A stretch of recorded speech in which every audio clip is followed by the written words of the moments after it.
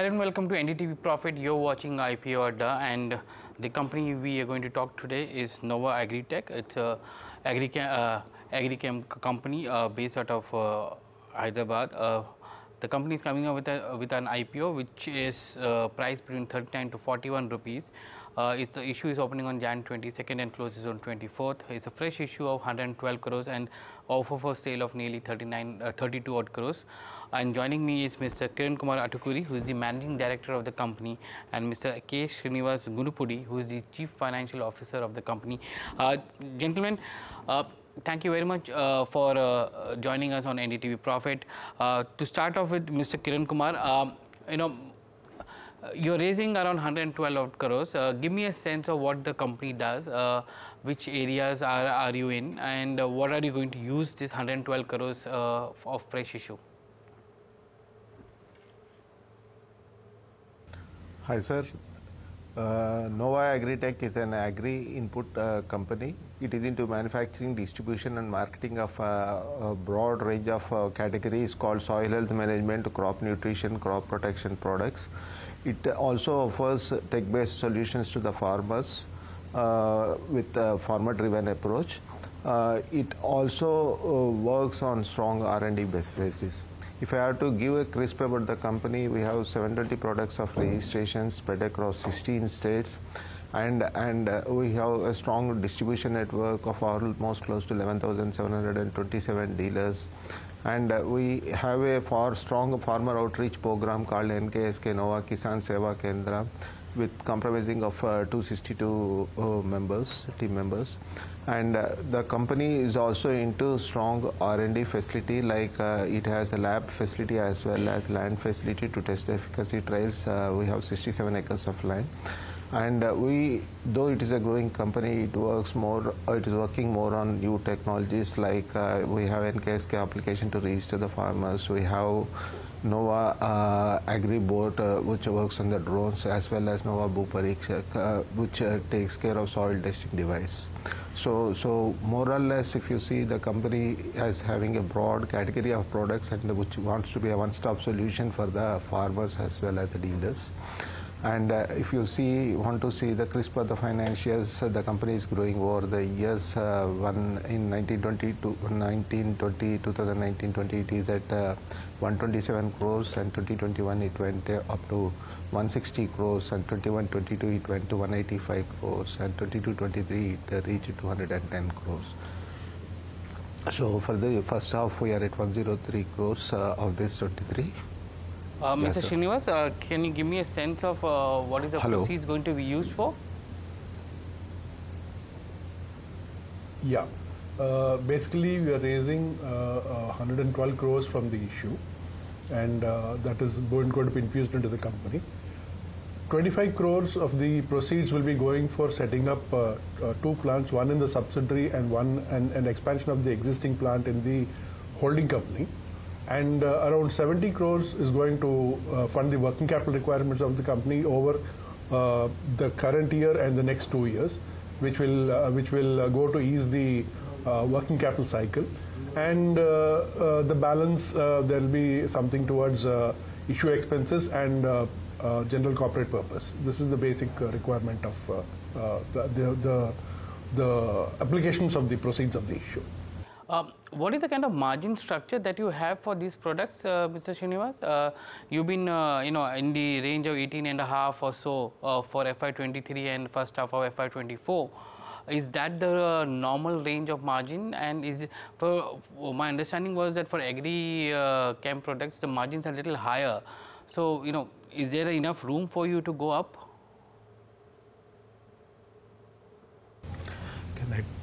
I will take this question, sir. See, in year 2019-20, we are doing from 127 crores.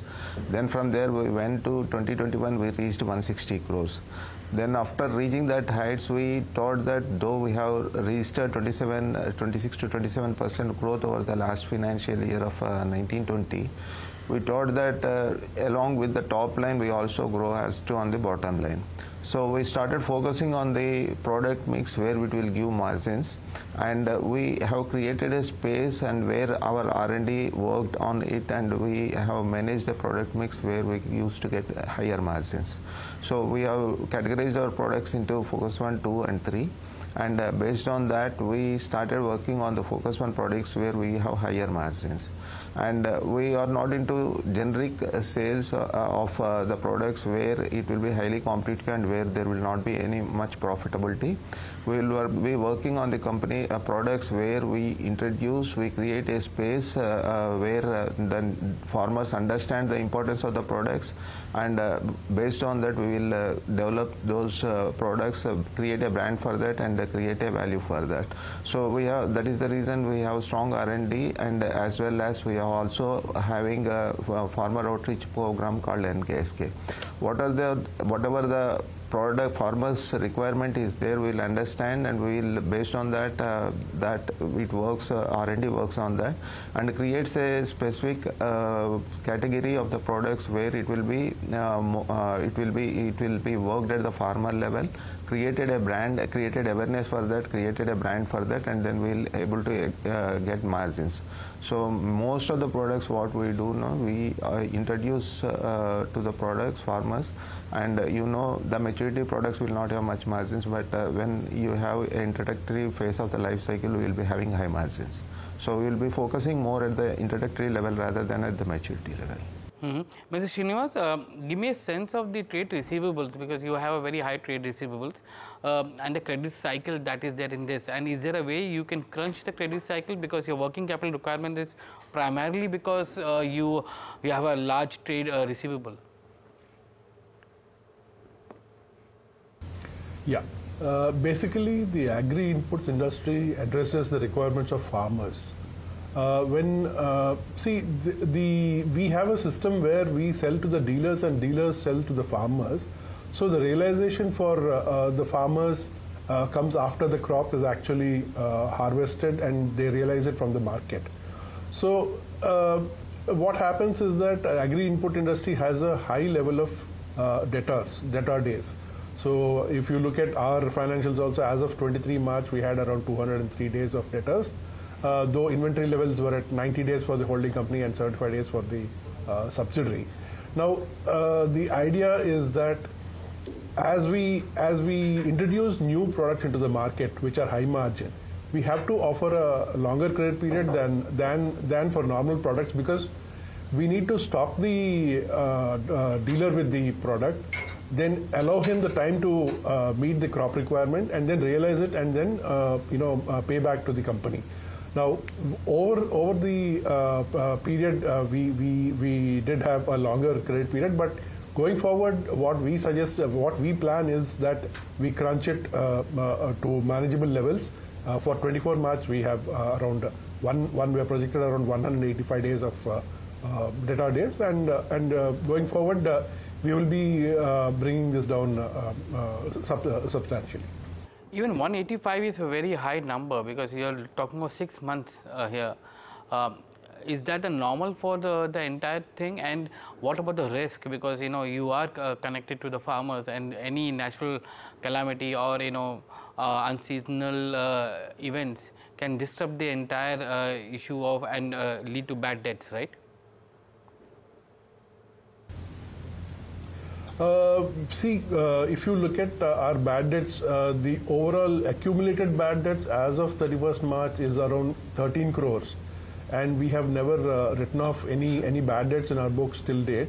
And though there is a delay, we ultimately collect all the debt that is due to the company. And we also have a proper legal backup where there is a delay, we take proper legal action to collect it back from the dealers.